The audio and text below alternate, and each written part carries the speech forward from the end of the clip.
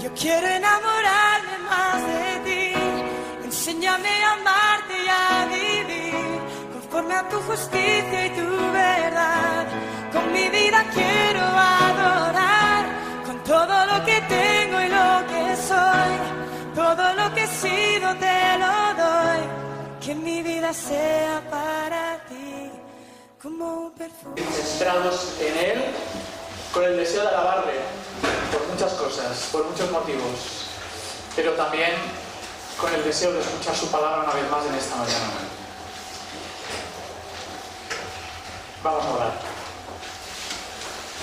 Gracias, Padre, una vez más, porque tú nos convocas y estamos en esta mañana porque realmente te amamos, quizás porque nos han invitado a venir. Hay otros motivos que a lo mejor hay en nuestro corazón, pero ante todo sabemos que es porque tú quieres hablarnos una vez más. Queremos centrar nuestra atención en ti, queremos quitar todas aquellas ocupaciones, preocupaciones, todo aquello que pueda impedir alabarte en esta mañana como pueblo tuyo y a la vez escuchar tu palabra para ponerla en práctica. Gracias por estar aquí con nosotros en medio de tu pueblo y queremos pedirte que, bueno, ante todo queremos agradarte y que tu Espíritu siga guiando nuestras vidas. Esa alabanza que queremos ofrecerte, que sea sincera y genuina, que tú te agrades, Señor, en esta mañana de nuestra actitud. En el nombre del Señor Jesús. Amén. Y esto es lo que dice el himno 1 de los boletines que tenemos. Dice: alzad un cántico de amor al nombre de Jesús, al dulce, eterno Salvador, cantad con gratitud. Me gustaría invitarte a ponerte en pie y cantar al Señor en esta mañana, al dulce nombre.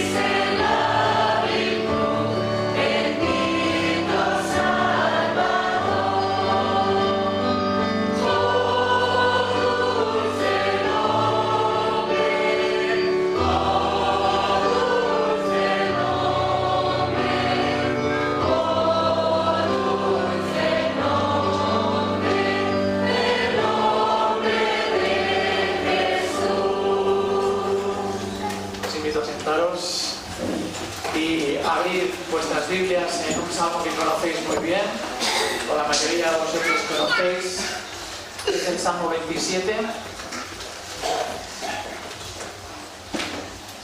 Dice en este salmo que se atribuye al rey David: el Señor es mi luz y mi salvación, ¿de quién temeré?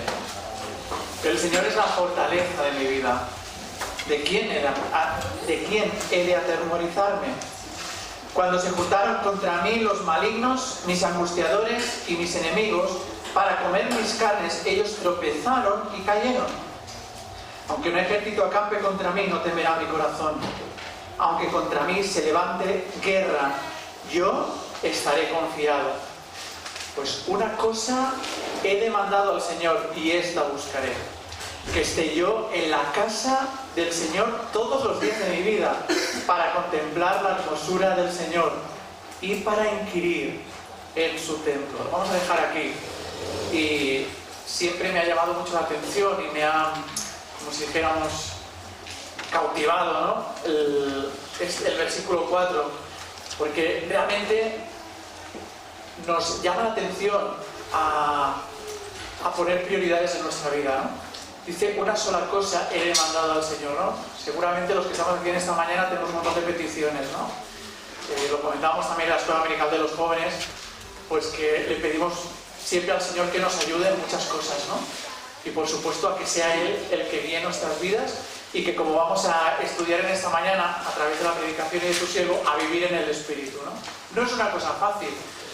Como tantas cosas que nos suceden en la vida, tantas circunstancias y problemáticas, pruebas por las cuales tenemos que atravesar, no es fácil, ¿no? Pero David tampoco lo pasó bien, y bueno, este salmo pues refleja pues las enemistades y los conflictos que tuvo que padecer en su vida y en su reinado. Pero evidentemente, aún así, y en medio de esa situación, inmerso en las circunstancias que le rodeaban, dice el salmista, dice el rey David: una cosa he demandado al Señor, mi prioridad eres tú. Yo no sé si en esta mañana también nosotros, a la hora de alabar al Señor, le podemos decir lo mismo: Señor, mira, tú sabes lo que estoy pasando, tú sabes cuáles las circunstancias de mi vida, pero yo solo una cosa quiero buscar, y que eres tú. Que seas tú el centro de mi vida. Que seas tú, por tu Espíritu, que vaya guiando, dirigiendo cada una de mis decisiones, cada una de mis acciones, todo aquello que debo desarrollar, ¿no? Y que debo, pues, vivir. Que seas tú quien estés marcando en todo momento ese camino por el cual debo seguir. Que tu voluntad sea cumplida en mi vida. Y ahí tenemos que poner tú y yo de nuestra parte. Por eso David dice: una sola cosa he demandado y esa buscaré. Es Él el que pone de su parte. El Espíritu Santo es el que marca el camino, pero tú y yo somos los que debemos andar por Él. Entonces hay una parte activa, y me gustaría que en esta mañana, cuando vamos a alabar al Señor, lo vamos a hacer a través de un culto libre. Es decir, si tenéis algún canto que queráis pedir, o queréis hacer una lectura bíblica, queréis orar al Señor, pues vamos a hacerlo. Vamos a tener un tiempo para hacerlo, ¿no? Pero que sobre todo tengamos en mente buscar esa dirección, esa prioridad, ese centro de Dios en nuestra vida y de la palabra de Dios en nuestra vida, por supuesto, ¿no? Y antes de que vosotros podáis pedir o podáis orar o leer, me gustaría que pudiésemos cantar este salmo también. Vamos a empezar este culto de alabanza, este tiempo de culto libre, con el cántico 50. El Señor es mi luz y mi salvación. Y lo vamos a cantar también con convicción.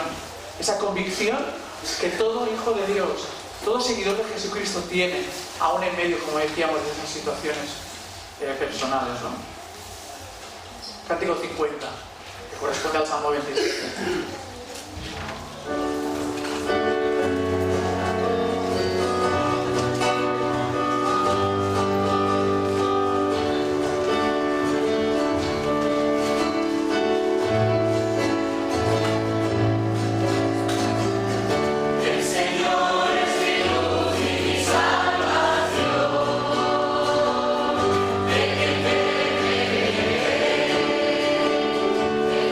Fortaleza.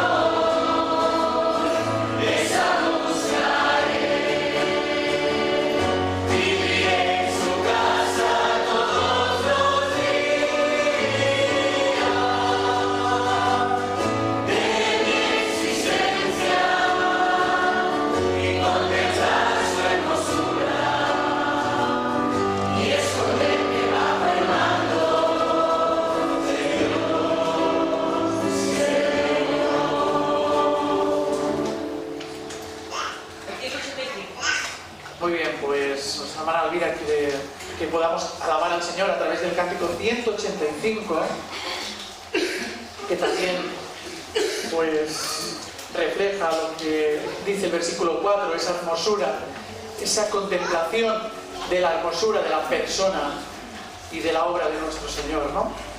Cuán bello es el Señor, cuán hermoso es, hoy le quiero adorar. Vamos a cantar este canto.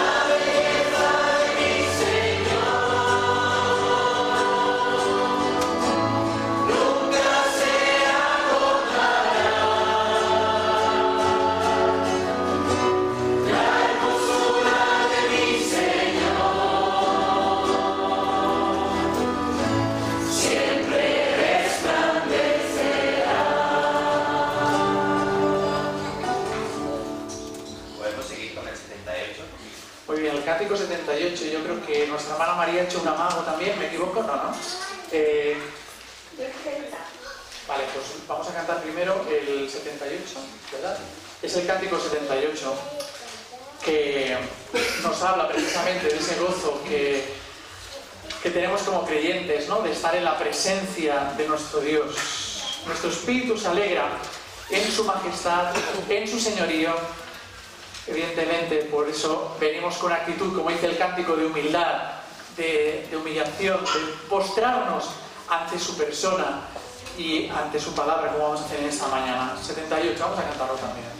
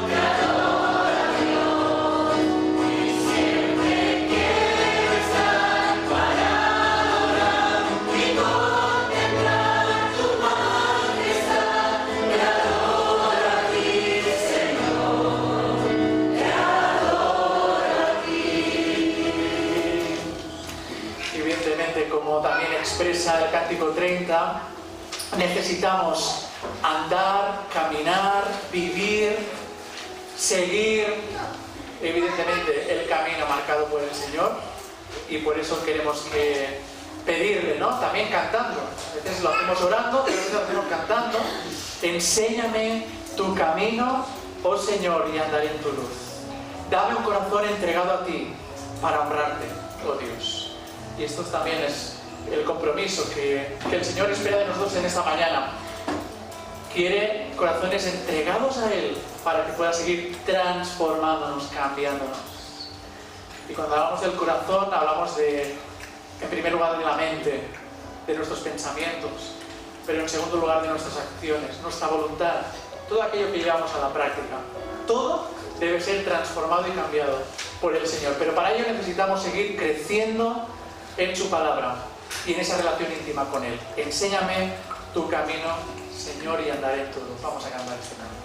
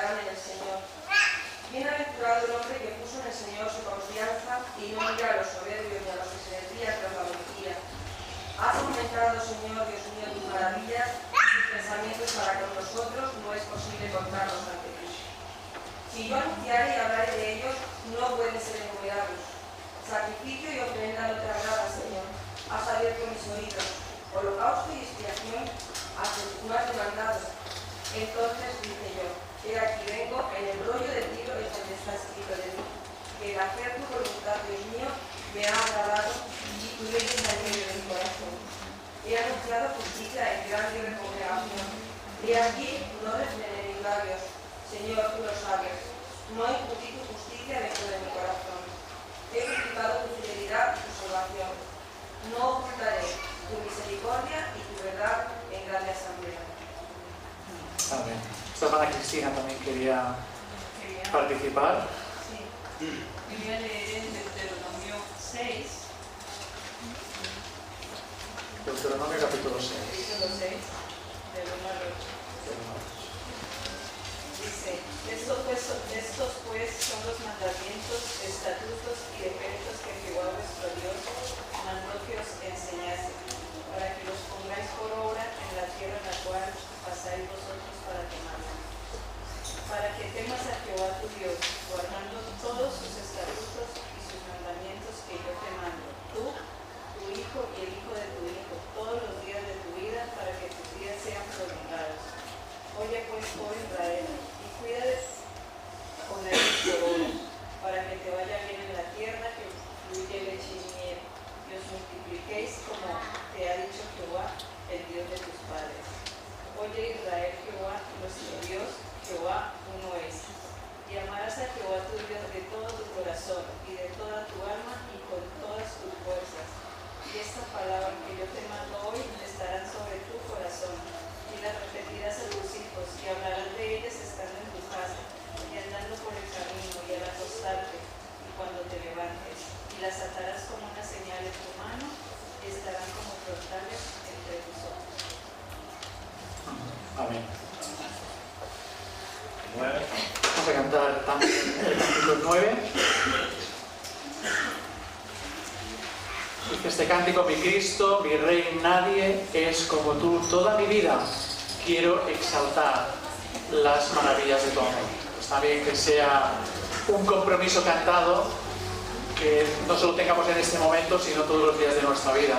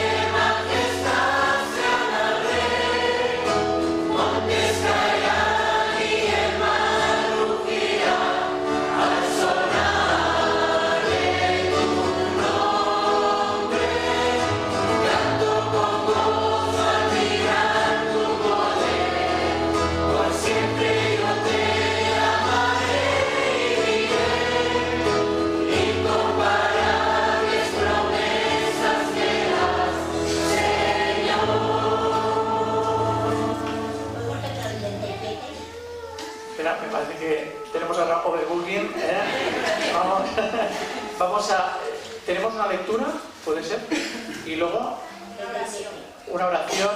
Pues vamos a pedir primero a Claudia, si quieres encomendarnos en oración al Señor, y luego seguimos. Señor y Padre, en esta mañana queremos darte gracias, Señor, porque tú has dispuesto nuestras vidas y nuestros corazones, Señor, desde el momento en el que nacimos, Señor. Tú has guiado cada momento de nuestra vida, Señor. Tú has puesto, Señor, delante de nosotros tu misericordia, tu amor, tu fortaleza. Gracias, Señor, porque en todos los momentos y las circunstancias difíciles de nuestra vida, Señor, podemos decir que tú has estado allí, Señor, que nos has guiado, que nos has dado tu mano, Señor. Tu palabra dice que pasaremos por el agua y por el fuego, Señor, pero también dice que tú estarás allí, Señor. Gracias, Padre, porque estoy segura, Señor, que cada uno de nosotros, Señor, tú nos has ayudado, Señor, en tu tiempo y en tu momento, Señor. Gracias, Señor, por esta mañana, Señor, porque estamos aquí delante de tu presencia para adorarte, para honrarte, para alabarte, Señor. Bendícenos a cada uno de nosotros, Señor, y sé tú quien guíe, Señor, nuestra vida y dé el paso por delante de nosotros, Señor, en el nombre de Jesús. Amén. Muy bien, pues vamos a dejar que nuestro hermano Josué haga una lectura bíblica y acabaremos este periodo de culto libre de alabanza al Señor con el cántico 37. Es el Salmo 30, empezando en el versículo 10. Salmo 30, versículo 10, a partir del 10. Oye, oh Jehová, y ten misericordia de mí. Jehová, sé tú mi ayudador. Has cambiado mi lamento en vaina. Desataste mi cenizo y me ceñiste de alegría. Por tanto, a ti cantaré gloria mía y no estaré callado. Jehová, Dios mío, sé tú para siempre mi ayudador. Amén. Pues el cántico 37 creo que resume muy bien todo lo que hemos estado expresando en esta mañana. porque apunta a la persona y obra de nuestro Señor Jesucristo, que ha cambiado absolutamente todos nuestros esquemas de vida y toda la perspectiva de lo que es la vida abundante en Él, ¿no? Porque solo la victoria está en Jesús, como dice este cántico. Solo tienes que pensar que mayor es el poder de Dios que el poder de Satanás. Aunque estés pasando pruebas, malos tiempos, donde el mundo se destruye, Él siempre dará una salida, y en eso confiamos. Y en esa dirección es en la que vamos. Y podemos disfrutarlo aquí ahora, pero sabemos que tenemos una promesa eterna con el Señor, que no tiene caducidad y que evidentemente esto llena de esperanza en nuestra vida. Vamos a acabar con este cántico. La victoria está en Jesús.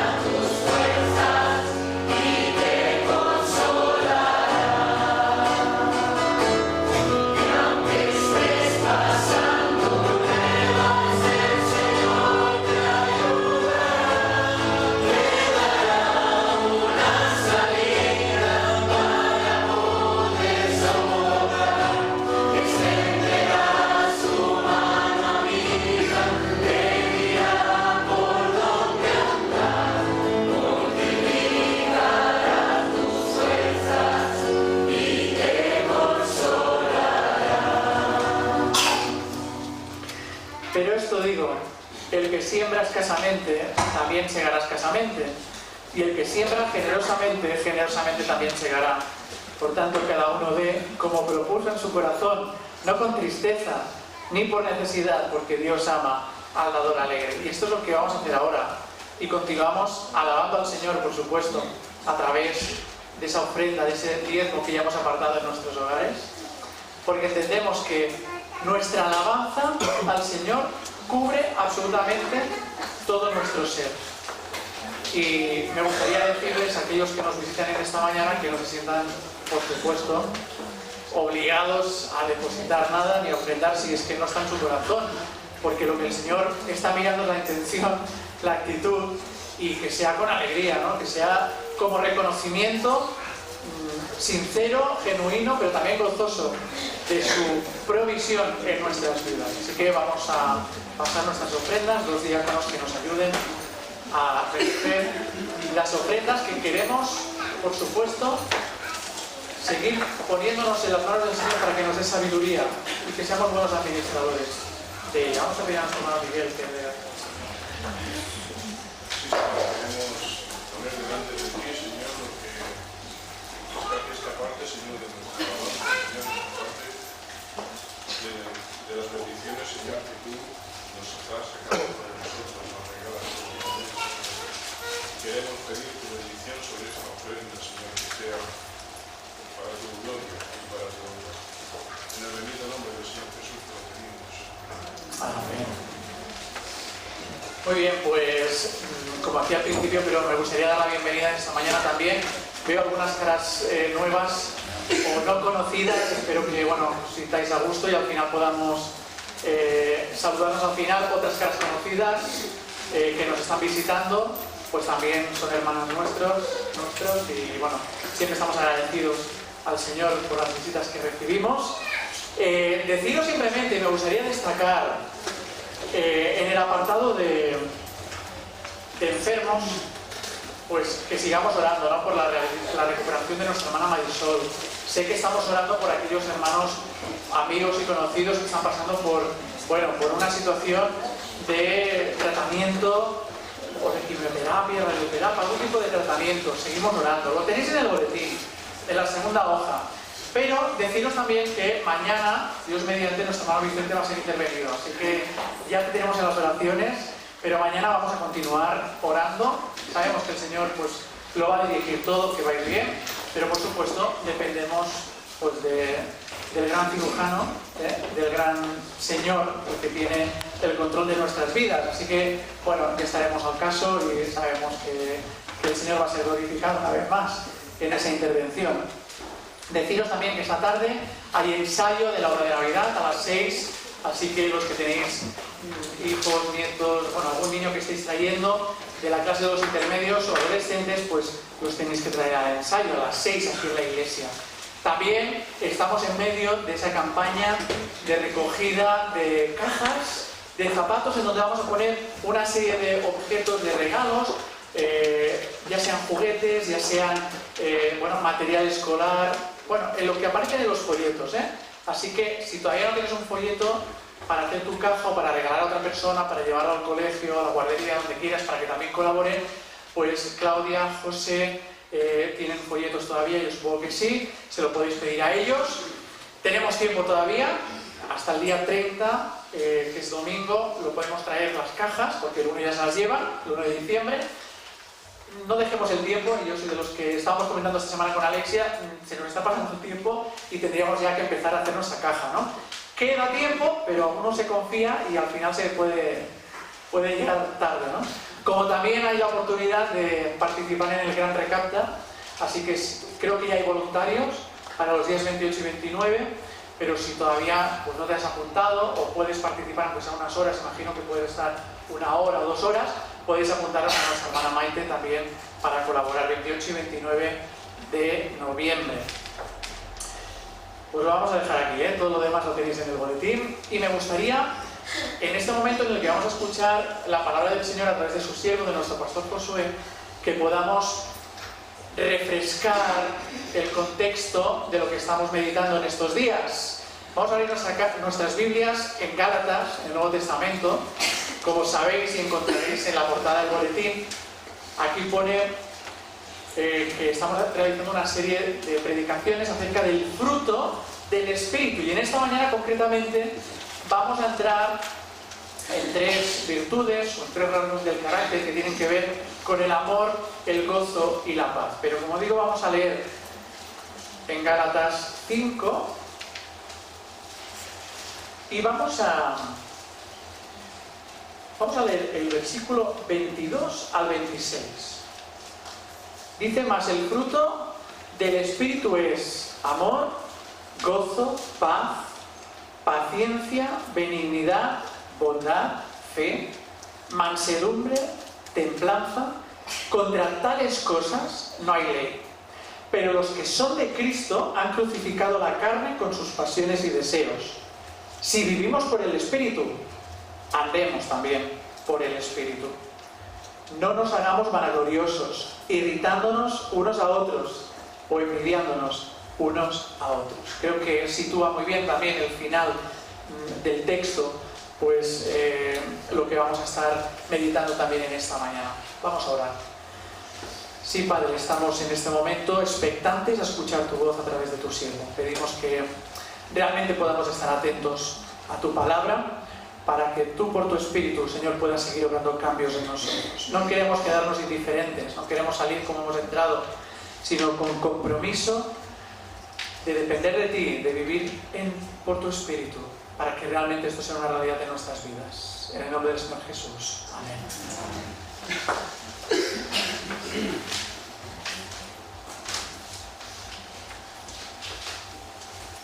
Muy bien, buenos días a todos. Como decía el pastor Samuel, vamos a continuar con esta serie de predicaciones, mensajes o estudios bíblicos, como queráis también enfocarlo, con respecto al fruto del Espíritu. A las obras en plural, de la carne, que anteceden los versículos anteriores, donde hace todo un repaso a toda una serie de obras que son fruto de la carne, es decir, de aquello que no es espiritual, de aquello que no anda en el espíritu, sino más bien en la carne. Nos habla aquí ahora el texto bíblico en singular, el fruto del espíritu. Somos muy dados a veces a utilizar la expresión de los frutos del espíritu, pero eso es incorrecto. No se puede hablar de los frutos del espíritu porque las 9 manifestaciones que se van produciendo en los versículos del 22 al 23 sobre el fruto del espíritu son eso, son virtudes y manifestaciones del mismo fruto. Es como una naranja.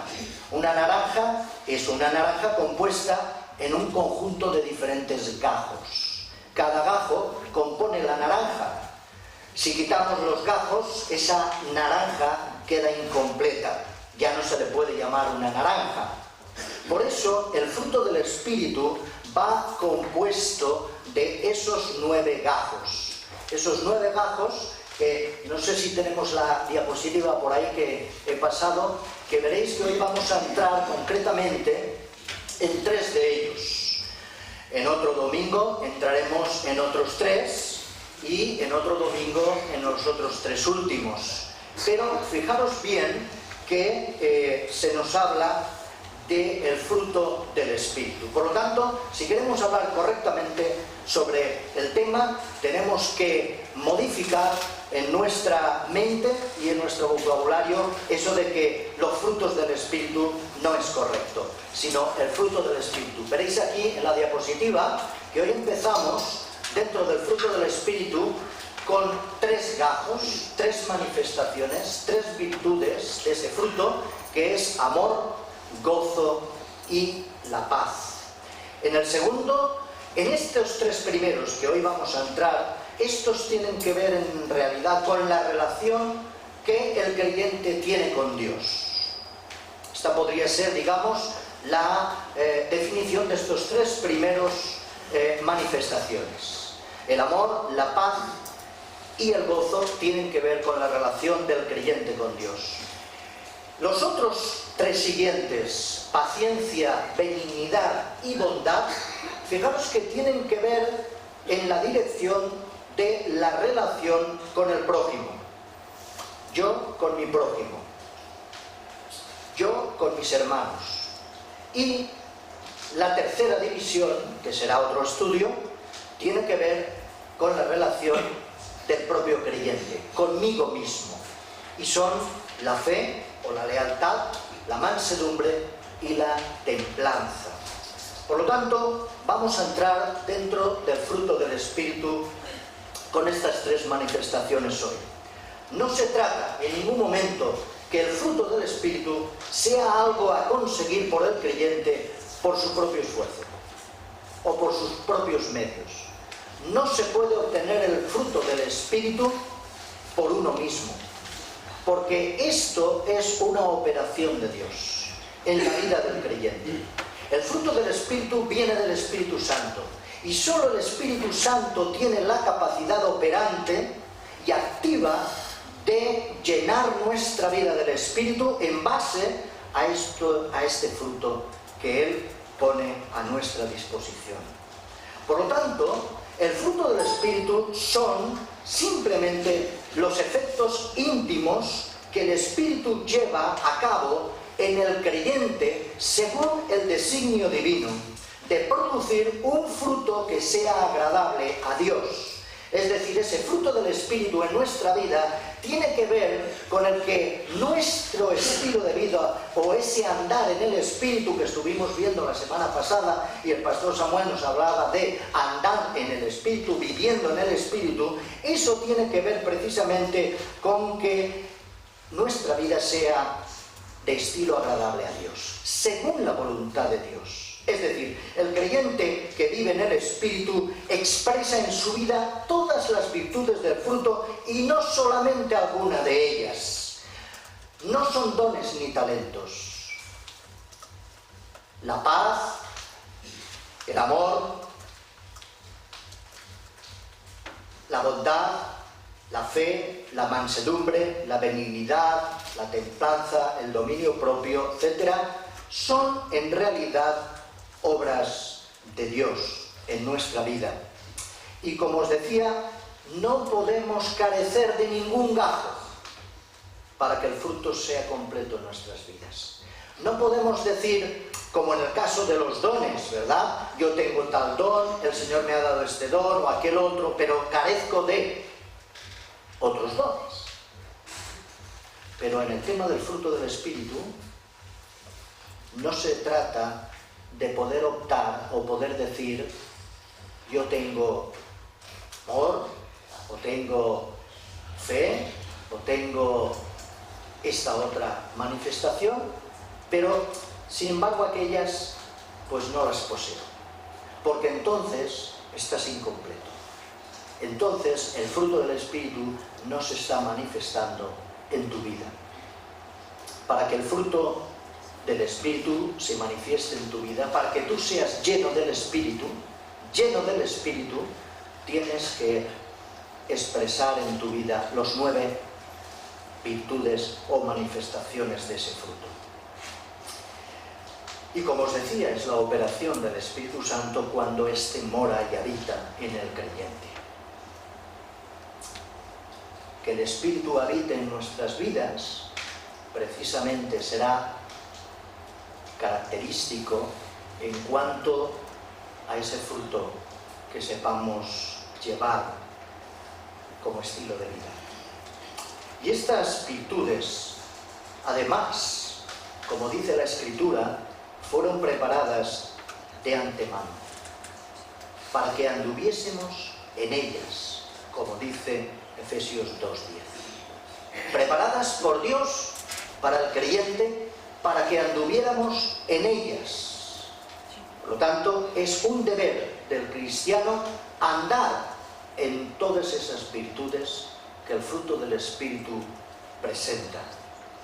El objetivo del Espíritu precisamente en el tiempo actual es que el creyente proyecte y produzca al Hijo en su vida.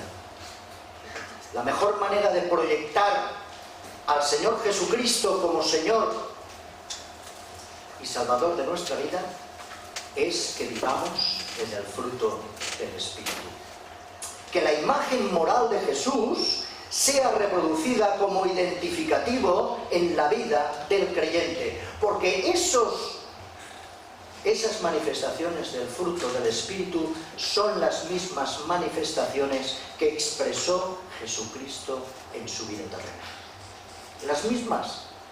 Y somos llamados a proyectarlas en nosotros si queremos realmente darnos a conocer como discípulos de Cristo. Porque estas virtudes son identificativo de nuestro carácter cristiano. Las virtudes que comportan el fruto del Espíritu determinan no el obrar, sino más bien el andar, es decir, un estilo de vida que el creyente debe de practicar. No es cuestión de obrar, de sacrificio, de esfuerzo, de conseguir, sino que es cuestión de que cuando el Espíritu Santo mora en nuestras vidas y llena esas vidas con el fruto del Espíritu, andemos en ellas, andemos en un estilo que las caracteriza. El carácter cristiano, por lo tanto, no se alcanza por el esfuerzo tenaz del creyente, no, sino por la dependencia absoluta y la entrega incondicional al Espíritu de Dios. Así es como se alcanza. Es la única manera de alcanzar el fruto del Espíritu, cuando realmente tenemos una dependencia de Cristo y cuando, por otra parte, nos entregamos sin condiciones al Señor. ¿Has entregado tu vida al Señor incondicionalmente? ¿Tienes una dependencia de Cristo en tu vida? Porque si no es así, el fruto del Espíritu no se manifestará en tu vida. Y es entonces cuando, tras esa dependencia, esa necesidad de Cristo y esa entrega incondicional a Él, se convierte en experiencia personal en cada creyente, realizándose una correcta relación con el Espíritu Santo que no es estorbada. Dicho de otra manera, cuando no le ponemos palos en las ruedas para que avance el Espíritu en nuestra santificación y crecimiento espiritual. Depender de Cristo y entregarse incondicionalmente es no poner palos en las ruedas. Es convertirnos totalmente dóciles al Espíritu para que éste transforme nuestra vida, para que éste trabaje con libertad en nuestra vida, para que éste obre en sus designios divinos lo que quiere en nuestra vida. A eso se le llama reconocer el señorío de Cristo.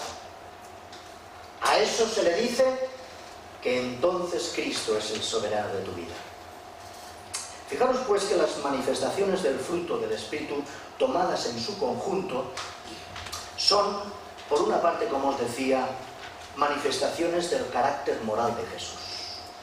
La imagen de Dios deteriorada en el hombre por el pecado, ¿quién la restaura? ¿Quién restaura la imagen de Dios en el hombre que ha sido deteriorada por el pecado? ¿Quién? Cristo, ¿verdad? Él es el que consigue la perfecta restauración. Él es el segundo Adán, ese proyecto, prototipo perfecto de Dios para el hombre. Por lo tanto, en ese sentido, Él, Cristo, es la imagen absoluta y perfecta de Dios. Nos lo dice así el apóstol Pablo ya en otra carta cuando se dirige a los Colosenses, capítulo 1:15. Dice, Él es la imagen del Dios invisible, el primogénito de toda la creación. Por eso, Él es precisamente el único que puede restaurar de nuevo en el hombre la imagen perfecta y absoluta. Nos estamos refiriendo, por otra parte, a la condición moral de Jesús que el Espíritu produce en el cristiano. La voluntad de Dios en el creyente, queridos hermanos y hermanas, depende de que los creyentes ya no anden conforme a la carne. ¿Recordáis que todo este capítulo de Gálatas hace referencia primero a las obras de la carne, para luego pasar a lo que tiene que ser el fruto del Espíritu? Pues bien, ya no podemos andar en las obras de la carne, sino conforme al Espíritu, dice el apóstol Pablo. Somos llamados a andar en el Espíritu. De ahí que el secreto para una vida victoriosa, conforme a la enseñanza que Pablo está haciendo en esta epístola a los Gálatas, es dejarse conducir por el Espíritu Santo.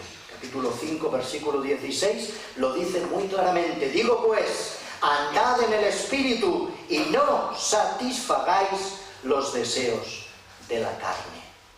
Esta es la enseñanza que encontramos en esta carta. Por lo tanto, el fruto del Espíritu es una obra de Dios que Él mismo va a ir operando a través del creyente. Las 9 manifestaciones del fruto del Espíritu representan, por otra parte, las cualidades divinas del carácter, y por eso tales manifestaciones no pueden ser producidas por recursos del hombre natural. Es imposible para el hombre natural, para el hombre caído y pecador, reproducir en su propia vida, a pesar de sus esfuerzos y sacrificios, estas virtudes del fruto del Espíritu Santo, si éste no te las otorga y no trabaja en tu vida, operando satisfactoriamente. Docilidad, mansedumbre es lo que espera de ti, para que Él pueda obrar. Las 3 primeras, como os decía, que hoy estamos tratando tienen que ver con el amor, la paz, el gozo, la relación personal con Dios. Vamos a hablar del amor. La primera manifestación que encabeza estos gajos del fruto del Espíritu es el amor. En griego hay distintos términos para expresar lo que llamamos amor. Ágape es originalmente el sentimiento y la fuerza de aprecio, de apreciar, de acoger amistosamente. Otro equivalente es fileo, que es precisamente para distinguirlo del amor fraternal, o filial, es el sentimiento del afecto entrañable que sale de las entrañas, de lo más profundo del ser. En el Nuevo Testamento se le da el significado más alto, sobre todo cuando se usa para expresar el amor de Dios, en el sentido ágape y filial también, y lo expresa para la vida basada en ese amor que deriva totalmente de Dios, y nos habla de la vida que está basada en ese amor hacia los hombres. Por eso estos verbos se usan para referirse a las relaciones de Dios con el hombre, o entre Dios y el hombre. También podría ser. El creyente, no olvidemos que es el pecador amado por Dios. El creyente es un pecador que ha sido amado por Dios y que reconoce este hecho. Y cuando reconoce este hecho de que es pecador y se siente amado por Dios, empieza a producirse esa esfera de amor de Dios en cada uno de nosotros. Y para que pueda expresarlo en su vida, el Espíritu Santo derramó el amor divino inundando el corazón del creyente. Pablo lo vuelve a expresar en la teología que hace en la carta a los Romanos, en el capítulo 5, versículo 5, cuando dice: el amor de Dios ha sido derramado en vuestros corazones por el Espíritu Santo que nos fue dado. El amor de Dios derramado en nuestros corazones. Y por este amor, el regenerado, el nacido de nuevo, el creyente, se convierte en amante. Es ahora cuando podemos amar, porque bebemos del amor de Dios, porque Dios ha derramado su amor perfecto, y por lo tanto, el que nos ama nos convierte en amantes, amantes de nuestro Dios, y también amantes de nuestro prójimo, y también amantes de nuestros hermanos. Por lo tanto, quien se reconoce amado por Dios se vuelve activo en el amor de Dios. No es un amor teórico, es un amor que pasa a la acción. Porque el amor de Dios sobre cada uno de nosotros, derramado en Cristo Jesús, fue un amor activo, ¿verdad? No pasivo. No era un amor simplemente teórico del que se habla y no se hace. Ya lo creo que hizo, entregando su propia vida por nosotros, por amor. Y en virtud de esto es que nosotros nos convertimos en amantes de Cristo. Él es nuestro amado. Y por lo tanto podemos amar. Y nos convertimos también en activos, no en seres pasivos. Es entonces cuando podemos también amar a nuestro Dios. Y por lo tanto amar a nuestros semejantes y a nuestros hermanos. Porque Dios ha derramado ese amor en cada uno de nosotros. Y esa es la razón por la que el amor aparece como fruto del Espíritu. De manera que ama el creyente no por obligación, ni porque sea un mandamiento, que lo es. Pero yo ya no amo por amor, yo ya no amo por mandamiento o por obligación. Lo amo porque en realidad es comunión vinculante con Jesús. La relación que me vincula con Jesús es el amor. la relación que me vincula con Dios es el amor. Y la relación que me tiene que vincular con mis hermanos y mis semejantes es el amor. Esto se convierte en algo muy grande en nuestras vidas. De manera que yo ya no debo de amar por obligación o porque el Señor me lo diga o porque sea un mandato, sino porque deseo y necesito hacerlo. De ahí que para Pablo entiende y nos dice que no puede separar el amor de la vida cristiana. No hay vida cristiana si no hay amor en el cristiano. No es posible identificar la realidad de un auténtico y genuino cristiano si no es por la manifestación del amor. Si no hay amor, tu cristianismo no sirve para nada. Si no hay amor, la palabra de Dios nos dice que no sirves para nada a los ojos de Dios.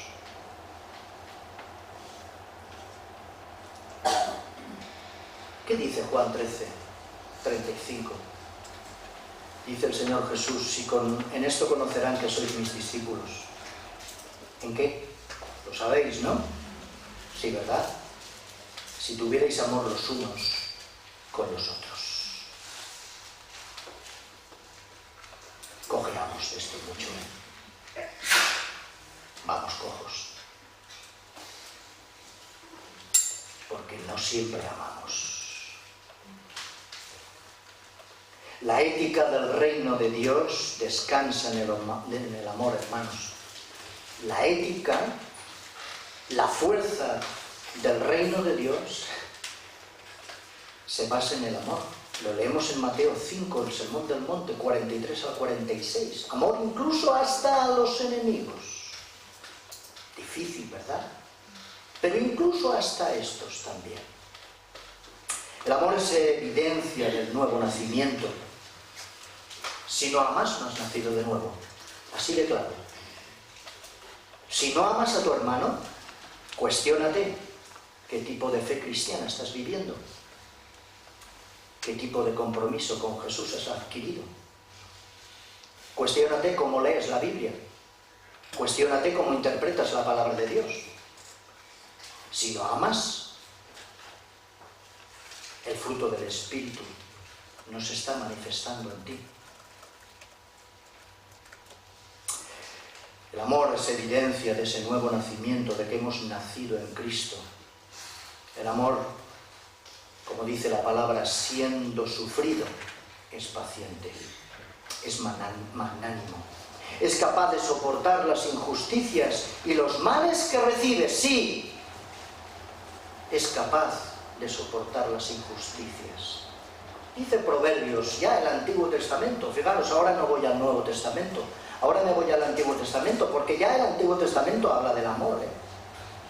Y dice uno de los más sabios proverbios, capítulo 10, 12. El odio despierta rencillas, pero el amor cubrirá todas las faltas. Luego el Nuevo Testamento dirá, cubrirá multitud de pecados. Lo retoma del Antiguo Testamento porque es básico. Cubrirá multitud de pecados. Cubrirá muchas faltas. ¿Qué hacemos con las faltas que encontramos en los hermanos? ¿Las cubre nuestro amor?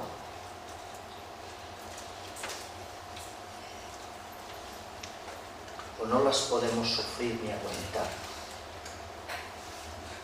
El amor, siendo sufrido, es paciente, es magnánimo, es capaz de soportar las injusticias y los males que recibe. ¿O no ese es el amor que Cristo nos enseñó? Él no fue capaz de soportar los males y las injusticias que recibió. Aún a pesar de esas injusticias y de esos males que recibía de sus semejantes, amó hasta el final. Es también el amor benigno, porque usa de gentileza y de amabilidad. ¿Somos gentiles y amables con nuestros hermanos y con nuestro prójimo? ¿O somos bruscos, aristos y ásperos?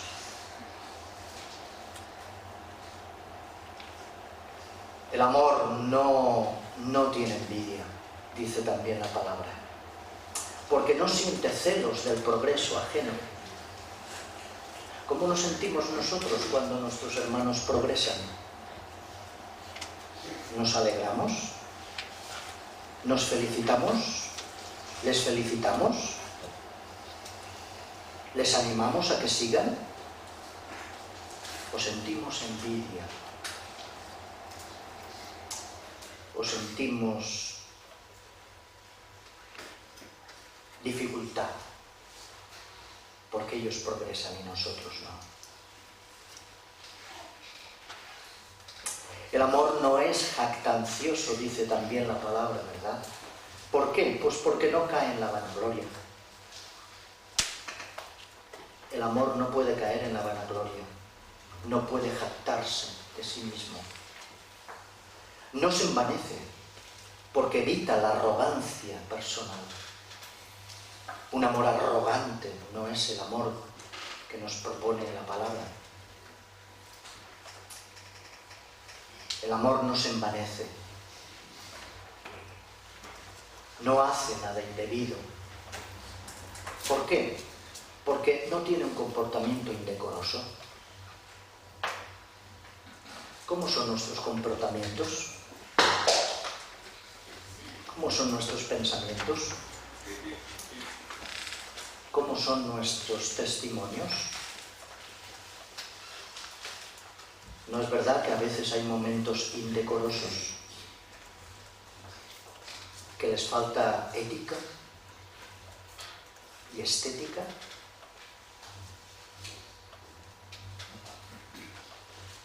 El amor no busca lo suyo, porque es un amor desinteresado. El amor no se irrita, impidiendo toda contienda entre hermanos. Ay de esos momentos irritables que tenemos con los demás.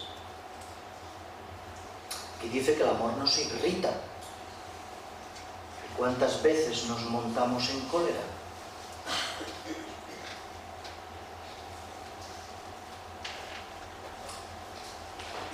El amor no guarda rencor. Dice también la palabra. ¿Por qué? Porque no tiene en cuenta el mal recibido. ¿Cuánto nos cuesta, verdad, llegar a ese nivel? No se goza de la injusticia. ¿Por qué? Porque no simpatiza con el mal, ni con el injusto. ¿Y cuántas veces tenemos un pie aquí y el otro allá?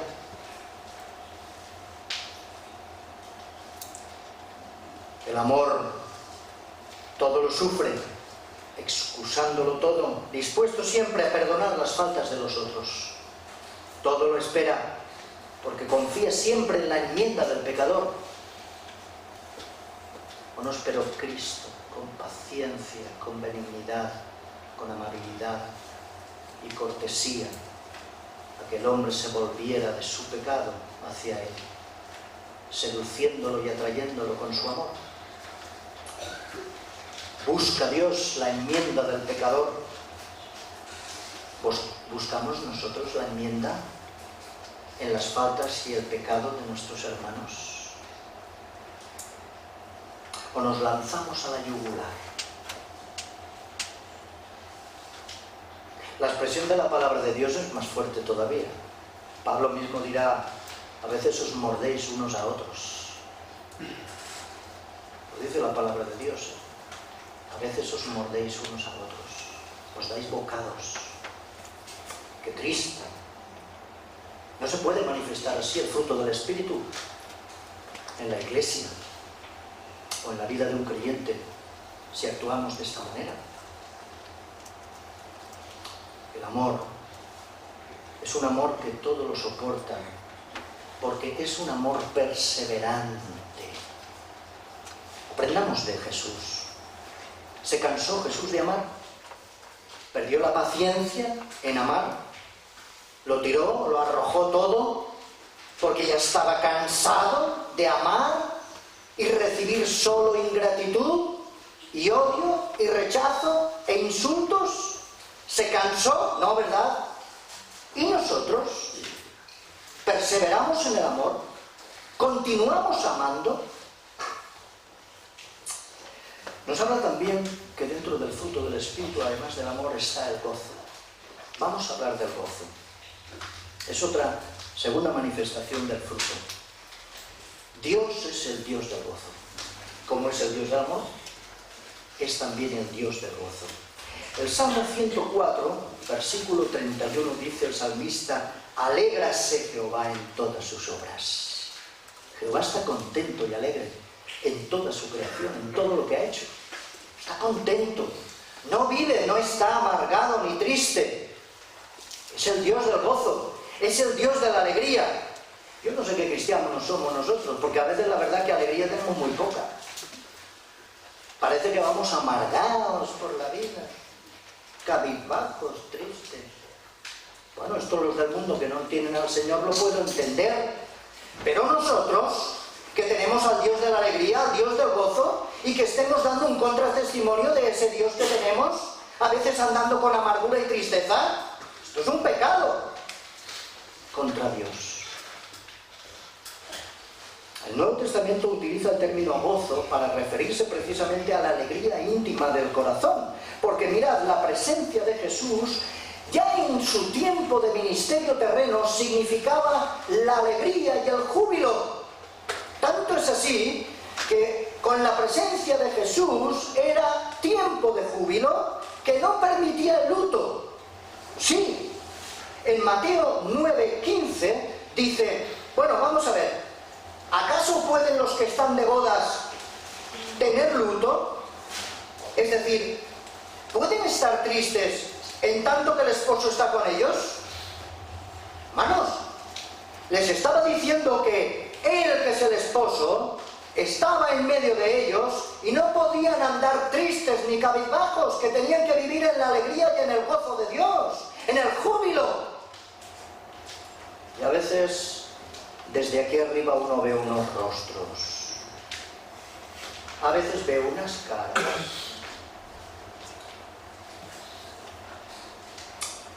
que dicen muchas cosas menos gozo, júbilo y alegría. El gozo de Cristo aplicado a la vida cristiana por el Espíritu Santo es algo que el mundo es incapaz de dar. Nos lo da Cristo. Nadie puede darnos el gozo y la alegría que Dios da. Por eso es normal que a lo mejor los de fuera puedan andar cabizbajos y tristes hasta que no experimenten el gozo y la alegría de Dios en sus corazones. Pero nosotros se supone que la hemos experimentado. ¿Y dónde está? ¿Dónde está la expresión del júbilo y de la alegría, del gozo del Señor? El gozo es una virtud que manifiesta o se manifiesta en cualquier circunstancia, en cualquier situación externa. Uno no se puede quedar el júbilo y el gozo para dentro de sí mismo. Eso es ilógico. El Señor nos dice que expresemos el gozo y la alegría, porque es una manera de dar testimonio, porque es una manera de evidenciar que somos llenos del Espíritu. Además, el gozo debe de poseerse paradójicamente incluso dentro de situaciones de prueba, de dificultad, de adversidad y de tribulación. ¿O no lo dice Santiago en su carta? Soportad con gozo las pruebas. Es decir, que haya contentamiento y alegría de corazón aun en medio de la dificultad, porque Cristo está con vosotros. Él os capacitará para vencer y seguir adelante. Pero tenéis que manifestar incluso el gozo ahí. Es paradójico, ¿verdad? Lo decimos muchas veces, uy, qué difícil, qué complicado es esto de estar alegre y gozoso cuando uno tiene una enfermedad, cuando se le ha muerto a alguien. cuando está en depresión, cuando se encuentra en el pozo. Sí, humanamente hablando es complicado, pero Dios no nos habla humanamente hablando. Nos habla de su poder y de su fuerza sobrenatural, que quiere depositar y derramar en nuestros corazones para que experimentemos que esto es posible y que el Espíritu Santo nos puede llevar a sentirnos contentos y alegres en medio de la dificultad. ¿Por qué? Porque en medio de situaciones que el hombre a veces no comprende y puede considerar como desalentadoras e incluso inquietantes, está el consuelo divino. ¿O no tenemos el consuelo de Dios en medio de la prueba y de la dificultad? Por lo tanto, el consuelo divino nos lleva al reposo, al descanso con Dios. Y eso significa gozo y bendición para nuestra vida, ¿eh? El gozo es también el resultado de la vida cristiana como consecuencia del conocimiento íntimo con Jesús. Sí, ¿sabéis? Si me manifestáis que tenéis un conocimiento íntimo con Cristo, os diré que tenéis que ser personas gozosas y alegres. De lo contrario, no experimentáis un conocimiento íntimo con Cristo. En la primera carta el apóstol Pedro lo dice de esta manera. Dice, a quien amáis, sin haberle visto, en quien creyendo, aunque ahora no le veáis, os alegráis con gozo inefable y glorioso. Así lo constata Pedro a los cristianos. Aquel que no habéis visto, aquel que todavía no conocéis en el sentido como podríamos conocer a las personas de nuestro alrededor, palpándolas, tocándolas de una manera visible, dice, pero aquel en el que creéis, aunque todavía no le habéis visto cara a cara, este es el que os ofrece el gozo inefable y glorioso. Esa es la razón por la que el apóstol Pablo también dirá en otras cartas suyas, dirigiéndose a los filipenses o dirigiéndose a los tesalonicenses, frases como esta: hermanos, regocijaos en el Señor siempre, alegraos en el Señor siempre, otra vez os digo, alegraos, regocijaos.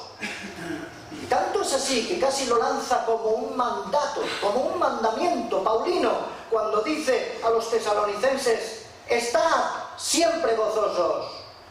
En imperativo, estad siempre gozosos. El gozo se expresa en alegría exterior, ¿no?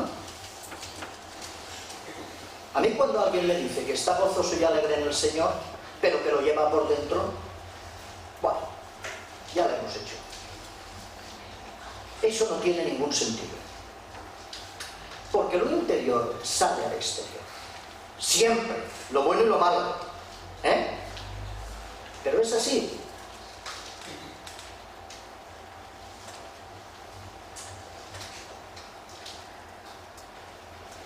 Un creyente con un rostro cabizbajo y triste es un triste creyente. Es un triste creyente. ¿Y la paz? ¿Qué decimos de esta otra manifestación del fruto del Espíritu? Bueno, es un término que se deriva del hebreo shalom. Y la paz es una consecuencia de ser salvo. Shalom significa saludable, sano. Y en el sentido espiritual uno ha experimentado la paz. Es saludable. Es la consecuencia de ser salvo. Porque el Señor pone paz en nuestros corazones. Irrumpe con una nueva realidad en la experiencia de la vida del creyente. El creyente vinculado con Dios en Cristo Jesús participa de la paz de Dios, que lo abarca todo. La paz de Dios lo abarca todo.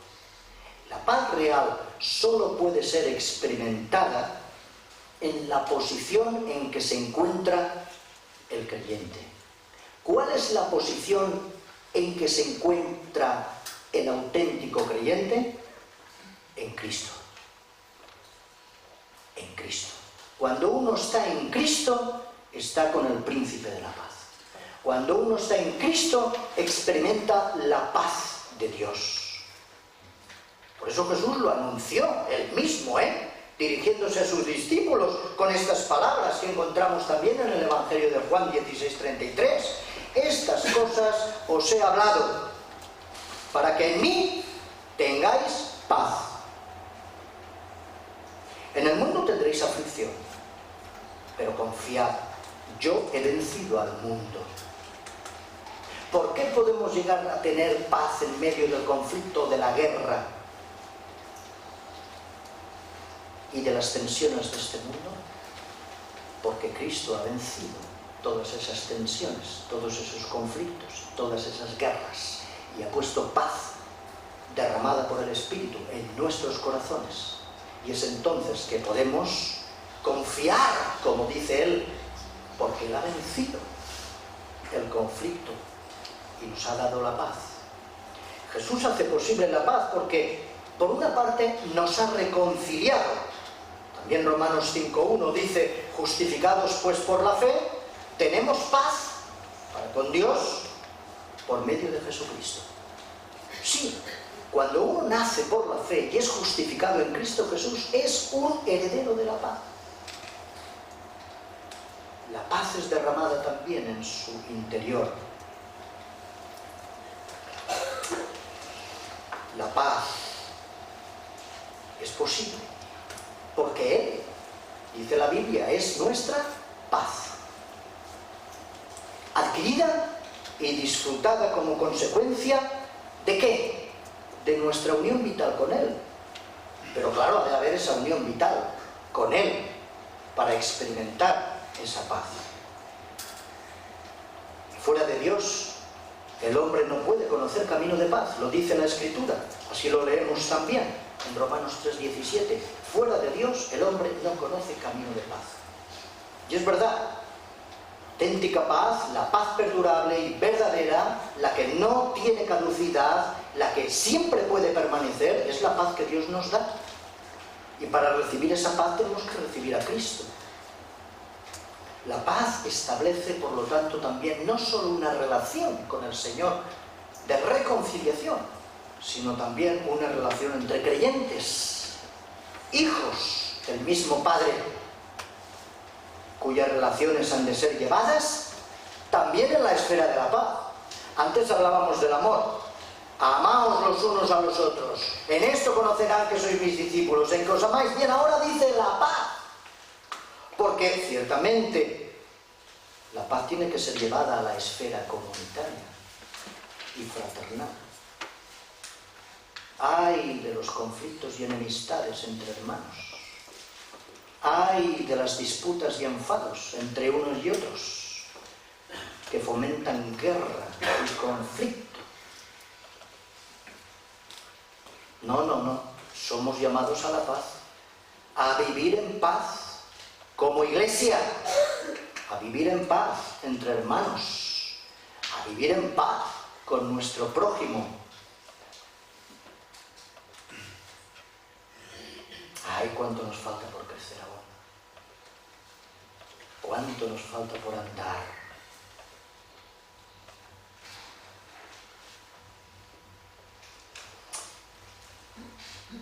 Hay continuas exhortaciones que nos lanza la palabra de Dios a los creyentes y a la Iglesia.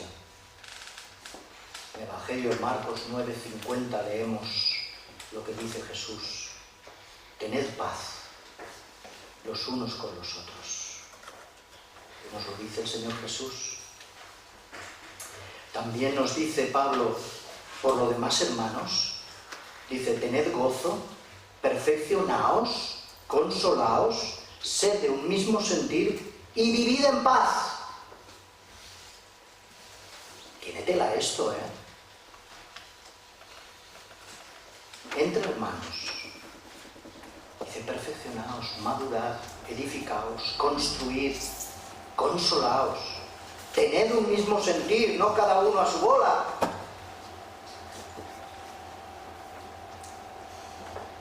Vivid en paz. Este ambiente de paz alcanza a la relación con todos los hombres, en cuanto sea posible al creyente, como dice en Romanos también 14:9. sigamos lo que contribuye a la paz, dice el apóstol Pablo, y a la mutua edificación, es decir, a la mutua convivencia. Y esta paz generada y producida por Dios es la que debe de reinar en el cristiano, es la que debe de reinar en la iglesia. Porque no olvidemos una cosa, es en el vínculo de la paz que puede mantenerse la unidad de la iglesia, ¿eh? Una iglesia que no vive en paz y que no está en paz no mantiene la unidad que Cristo pide. Así nos lo dice Efesios 4:3.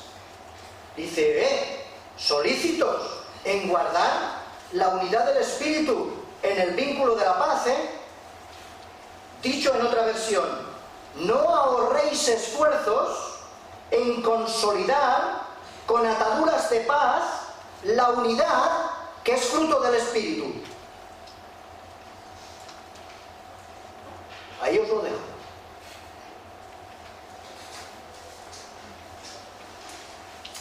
La paz generada y producida por Dios es la que debe de reinar en el cristiano por medio de la presencia del Espíritu Santo. Y es también en ese vínculo de la paz que debemos de buscar la unidad. En Cristo los hombres disfrutan de paz. Pero aún os diré más. No solo hay que disfrutar de paz, hay que ser pacificadores. Esta es la parte activa de la paz. El pacificador es aquel que vive la paz. Por tanto, es aquel que busca y trabaja y cultiva insistentemente la paz a su alrededor. Somos así. Porque a veces puede ser que no nos metamos en líos, que nos quedemos pasivos, que yo ante el conflicto me alejo, me mantengo al margen. Pero es que el Señor nos pide más. Nos pide que seamos pacificadores. Es decir, que nos metamos para pacificar, que nos pongamos a reconciliar, que seamos activos en la paz. Por lo tanto, el pacificador es el que procura y promueve la paz entre los hermanos. Porque la identificación con Jesucristo convierte al creyente en algo mucho más que un pacífico. Lo convierte en un pacificador. Hay una gran diferencia entre ser pacífico y ser pacificador. El pacífico es pasivo, el pacificador es activo. Y Cristo nos llama a esto, a ser activos, a ser pacificadores. Es importante.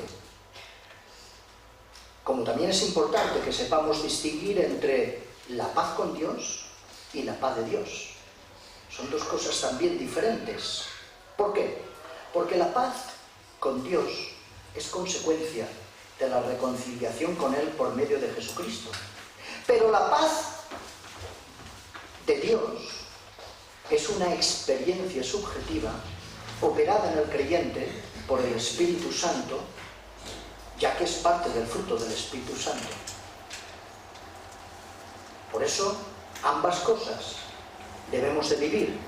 La paz con Dios, que la hemos experimentado en nuestra reconciliación a través de la justificación en Cristo Jesús, hemos sido puestos en paz con Dios, ha quitado el conflicto del pecado que se enemistaba con Dios y ahora somos amigos, compañeros de nuestro Dios, estamos en comunión con Él, estamos en paz con Él, pero además de esa paz con Dios, tenemos que estar en paz, en la paz de Dios. Y esa tiene que ver con la relación comunitaria, tiene que ver con esa experiencia subjetiva que nos provoca a que como parte del fruto del Espíritu seamos pacificadores. Por otra parte, la paz no significa ausencia de los conflictos externos. No quiere decir que siempre vamos a vivir en un ambiente y en un contexto de paz. Mientras estemos en el mundo, hay guerra, hay hostilidad, hay violencia, hay conflictos. Pero es el resultado de la operación del Espíritu Santo actuando en el interior del corazón del cristiano, que va haciendo que superemos y podamos vencer la inquietud y el temor ante las dificultades de la vida y ante los conflictos de la vida. Conclusión. Estas tres primeras virtudes o manifestaciones del fruto del Espíritu, no olvidéis, son características divinas de Dios que quiere trasladar al creyente, a sus hijos convertidos, para que sean llenos del Espíritu Santo. Son manifestaciones que coexistieron y fueron huellas de identidad plenamente divina de Jesús. Estas virtudes que produce el Espíritu de Dios en sus hijos evidencian la correcta relación de vida que estos pueden tener con el Padre. Queridos hermanos y hermanas, hemos sido llamados por Dios a vivir con el poder del Espíritu Santo. Pero para ello, recordad, debemos ser sumisos y obedientes, dejando que Cristo y su Espíritu tome el control de nuestras vidas y de la Iglesia. Que así sea. A lo que hemos escuchado a través del siervo de esta mañana y de la palabra, vamos a decirle al Señor que nos avive por su Espíritu, evidentemente, porque es el que tiene que obrar en nuestras vidas. Dice: avívanos, Señor, el cántico 2 que tenemos en el boletín. Sintamos el poder del Santo Espíritu de Dios en todo nuestro ser. Vamos a cantar las dos primeras estrofas. Vamos a ponernos a leer.